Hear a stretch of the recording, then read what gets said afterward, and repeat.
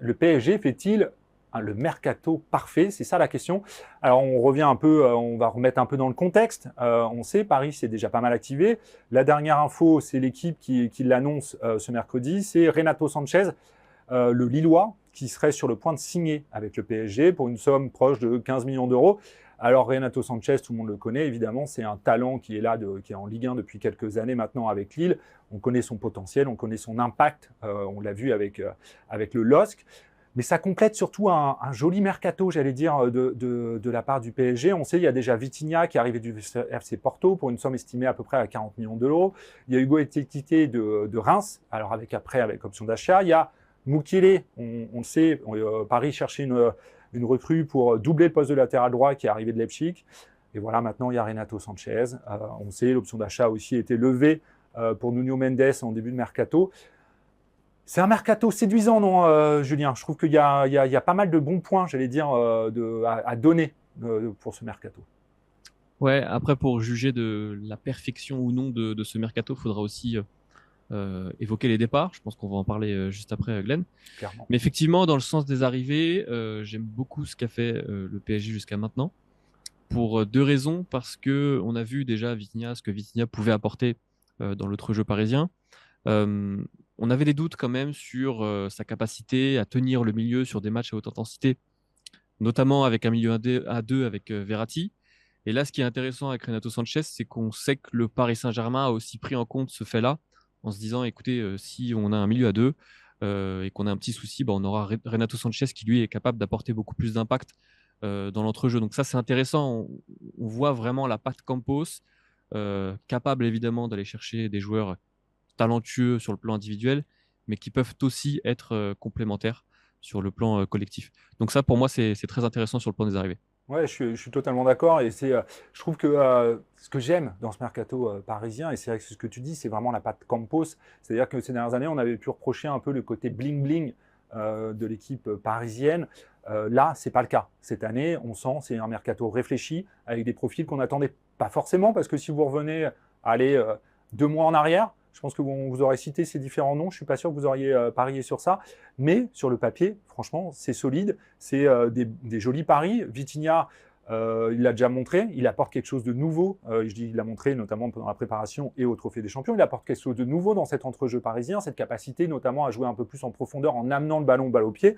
C'est pas quelque chose que l'année dernière le PSG avait. On connaît le talent de Verratti, on connaît aussi le potentiel de Paredes, de Gay, etc. C'est pas quelque chose qui était forcément un point fort l'année dernière du PSG. Même le milieu parisien, moi je trouvais l'année dernière avait montré quelques limites. Je trouve que là, voilà, il est bien remodelé. Renato Sanchez, ah ouais, c'est un super joueur. Alors son petit point faible, le petit hic, j'allais dire avec Renato Sanchez, c'est évidemment son physique. Il est régulièrement blessé, il a du mal à enchaîner plus de 25 matchs en championnat depuis 3 saisons.